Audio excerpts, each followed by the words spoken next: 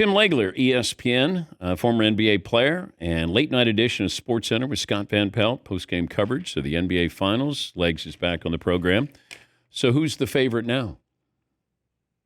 I'm not switching from OKC being the favorite. I understand, some people are starting to waver on that a little bit. And, we're caught up in this culture, Dan, in sports. I'm sure you see it all the time. Like when you try to talk positively about one team, people on the other side automatically think somehow you're slamming their team. By me saying I still think Oklahoma City's going to win the series, take a shot at Indiana. I thought it would be a 7-game series from the beginning because I had so much respect for Indiana's offense. They definitely got loose the other night. It's the first time in the series they really actually look like themselves offensively. And I think a lot of people think, okay, problem solved. Indiana's figured this out. They've cracked the code, and they're good to go now. I don't necessarily agree. I know what that Oklahoma City defense is that I watched all year. They're going to have a hell of a response tonight. And then I think they've got to make some adjustments. I think Mark Daigneault, there's some things he's done so far that I haven't agreed with in this series, and I think he's going to have to make some adjustments or they could be in trouble. So I think that you're going to see something different from them offensively, and certainly the defensive pressure that we've watched that team put on people all year. I think that's got to be on full display tonight. They understand falling down 3-1 could lead to a dire situation for them. But can you get to this point in the season with the NBA Finals at stake and outcoach the other coach? Can you outcoach them? Yeah, I do think that there's, you're not talking about anything where it's like so obvious, but there are going to be decisions made on lineups, on substitution patterns, on what you run at certain times, adjustments to coverages. All right, those are the kind of things that I'm looking at. And I think for Daigneault, who I think's, one of the brightest guys I think I've ever talked to in this league, I didn't agree with the decision right off the bat to go with a smaller lineup and get away from what you differentiated yourself with against most of these teams. The reason you got Hartenstein in the offseason was so that you could play the two big lineup with both guys being very versatile defensively and give teams a different look because you got thrown around in the postseason a year ago. That's the whole reason you got them. And now you gave Denver all kinds of problems with that lineup, those two guys together. And now you get to this series and you get the Indiana Pacers and you took a look at them on film and you go, you know what? I'm kind of worried about them. I'm worried about our ability to get back. I'm worried about our ability to cover them all over the floor, the way they spread you out and shoot the ball. So we're going to adjust. Before the series has started, we're making the first adjustment. It's a 68-win team. I disagreed with it. And he really hasn't gone back to it. They've only played 10 minutes together the entire series. And they were +7 when they play. Now, it's a very small sample size, but it's a good sample size. And I think Indiana's shooting something like 28% from the field when those two guys are on the floor together. So will it be more tonight? I think there's a good chance. Will he start him again? I don't know. Maybe he's not going to give in on that. Okay, no, I think we're better off the smaller lineup. I think that was a mistake going in. I also think it was a mistake last game playing Case and Wallace as much as you've been playing him. That's 80 minutes in 3 games. He's got 17 total points. I know he's a good on-ball defender. Aaron Wiggins just had 18 points in game 2. Comes back game 3, disappears. Barely play him. 10 minutes, gets 2 shots, non-factor. And they're trapping Shea all over the floor, Dan. I think that there's shots to be had out of those traps. A higher-level offensive player maybe makes Indiana pay for some of that blitzing on Shea. Instead, they had Case and Wallace, who is a far inferior offensive player. And so they only took 22 threes in the game. They get shut down offensively. Is that another adjustment he makes? Maybe Wiggins gets more time again after that great game he had in game 2, and you barely saw him the other night. Yeah, just trying to figure out also, Richard Jefferson brought this up. It was like 8:30 to go in the fourth quarter of the last game. And he said, look at the body language of Indiana. They were upright at the free throw line. OKC was holding their shorts there.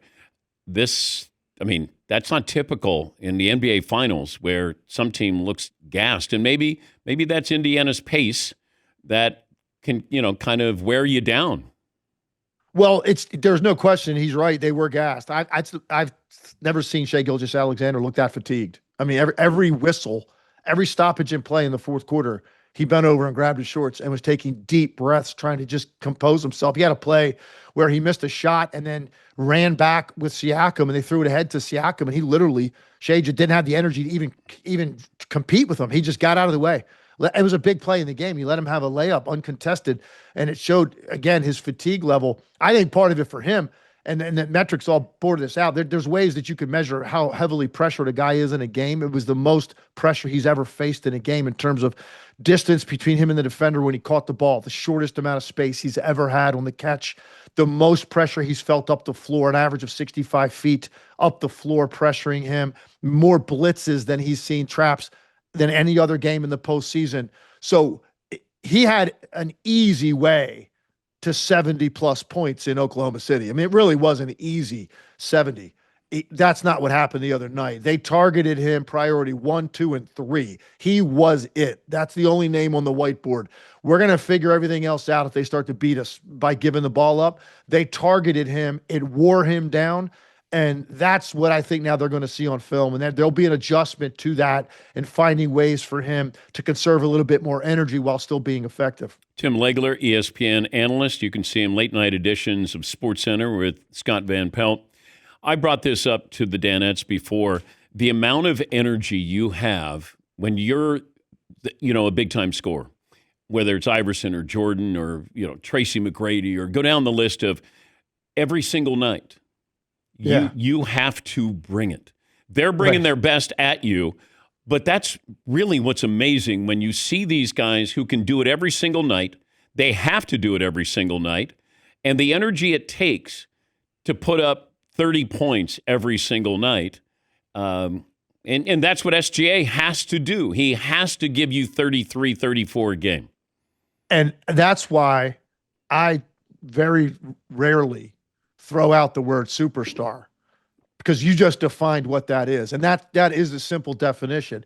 It's every night. And it doesn't mean necessarily you're always going to shoot well. I mean, obviously those guys have off nights too. But the one thing that you can say about all the guys you just mentioned, you can throw Kobe into that list. You didn't mention Kobe. Like they look the same every single night. Some nights more efficient than other nights. Some nights when they're really efficient is when they go crazy and, they're leading SportsCenter because they had a 40 or 50 point game.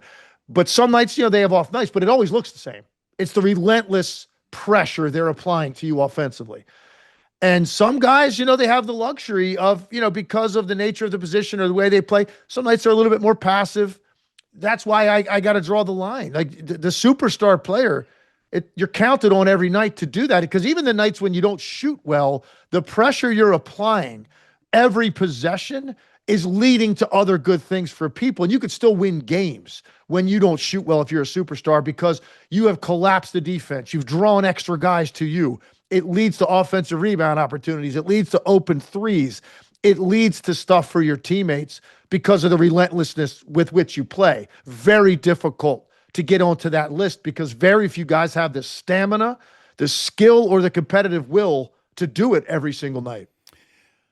Switch topics here with the Knicks. When they fired Thibodeau, I thought, okay, you fire him, then you must know who you're hiring. Yeah. I got the feeling that they were going to fire him no matter what happened in the postseason. They didn't expect to get to the Eastern Conference Finals. Therefore, it looks worse. The optics are bad. But then it's so public of they're asking for permission to talk to all these coaches. Do they know who they really want here? I mean, who knows? Maybe they really wanted Jason Kidd. I don't know if that seemed to be the most smoke there around that one. But if you're Jason Kidd, why would you consider that? I wouldn't. I mean, I don't know. I'd have a hard time making the argument of why you would. Honestly, other than, I guess the biggest one would be, man, can you imagine being the guy that coaches the team in that city that finally gets it done for the first time in 50 plus years in that market with a fan base like that, city that loves basketball? You're finally the guy. It's just like Jalen Brunson. If he's on that team and they're able to do it, what that's going to feel like for Jalen Brunson, where he ascends to, like in terms of how he's viewed in all-time New York athletes. Like, I guess that challenge, Dallas wasn't that long ago that they won it, but I'm with you.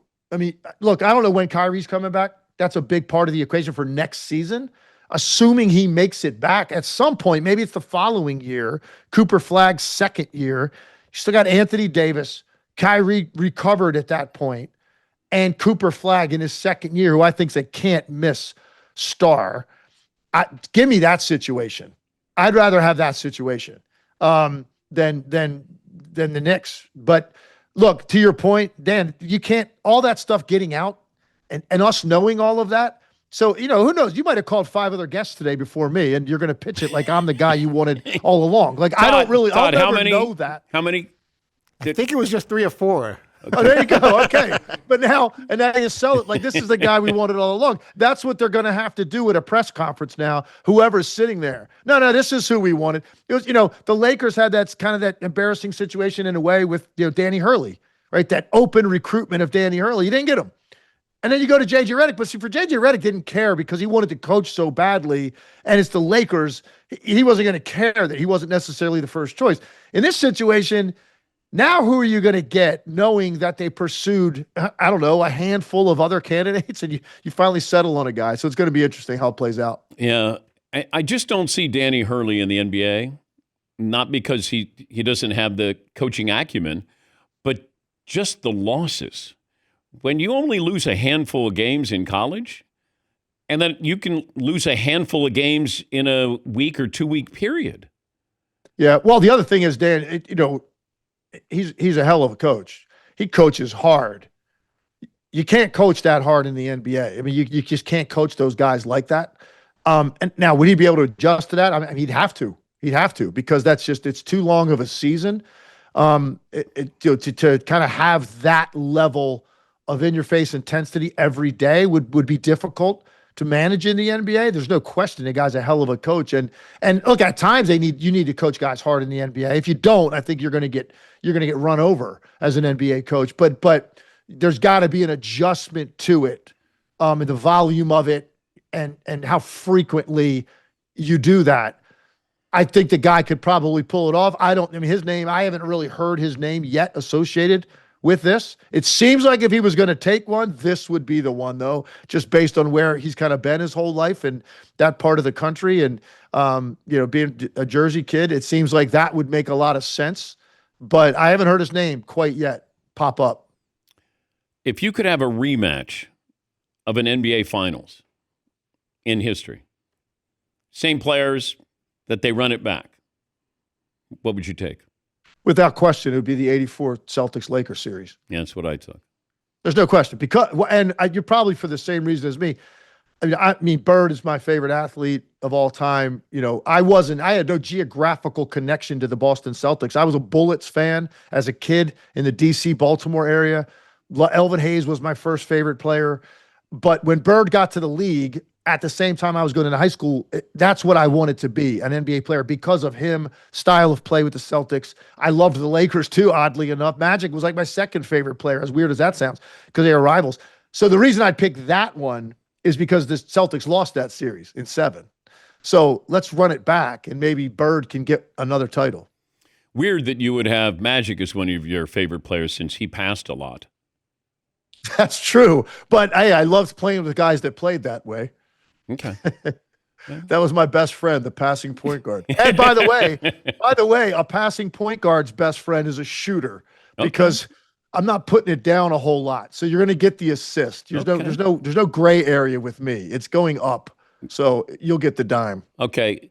Career high assist in a game for Tim Leggler. Let's go around the room. Todd, what do you think Legler's career high in assist?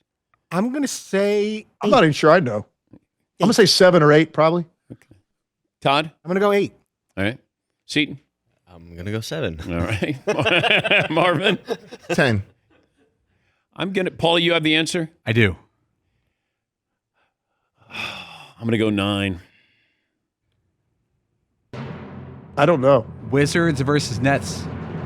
February 19th, 1996. Dished out 7 assists. Okay. Oh, man. Huge 7. Hey, by the way, that was check. Okay, listen to this. I had no idea that was the case, and certainly didn't know that game. But I do know this. That was my second game back after missing almost a year when I tore 3 ligaments in my knee. I came back All-Star weekend. I got cleared to play. I defended my 3-point Oh, no, 96. I'm sorry. I thought you said 97. 96. No. That was the midst of my best year in the league. Yes, Yeah. Paul. I had just won the 3-point shootout. Yeah, Tim had like 2 weeks before that. Tim had a triple single that night. 9 points, 3 rebounds, 7 assists. I had a lot of triple singles. Yeah. Where are your trophies for the 3-point shooting contest? It's just in my office. Okay. In my office at home. All right. It has a tiny little defect in the back. No one knows about this till now. A tiny little dent. Ooh. Because when you win it and you get the trophy, and now you got to fly out. I was flying out of San Antonio to meet up with the team on the road. So I'm carrying it on the plane. What else are you going to do with that thing? So I'm literally carrying the trophy. Had to put it on the little conveyor through security. It disappeared for a second. I was kind of worried about it. I was looking in the other end, like waiting for that thing to pop out. And it banged something along the way. And I said, there's a tiny little dent in the back of it. Well, Eddie George, I think, had to put his Heisman through TSA, and they broke a finger. Did they break it? Yeah, they did. Yeah. I always look at it like this. There's a tiny little dent in that. It's perfect because it kind of sums up my career. A little dent in the beginning, but eventually I got there, right? Have fun tonight. Thanks for joining us. Yeah, man. Looking forward to it, Dan. Thanks. Tim Legler, ESPN NBA analyst. He'll be with Scott Van Peasy, post-game coverage NBA Finals.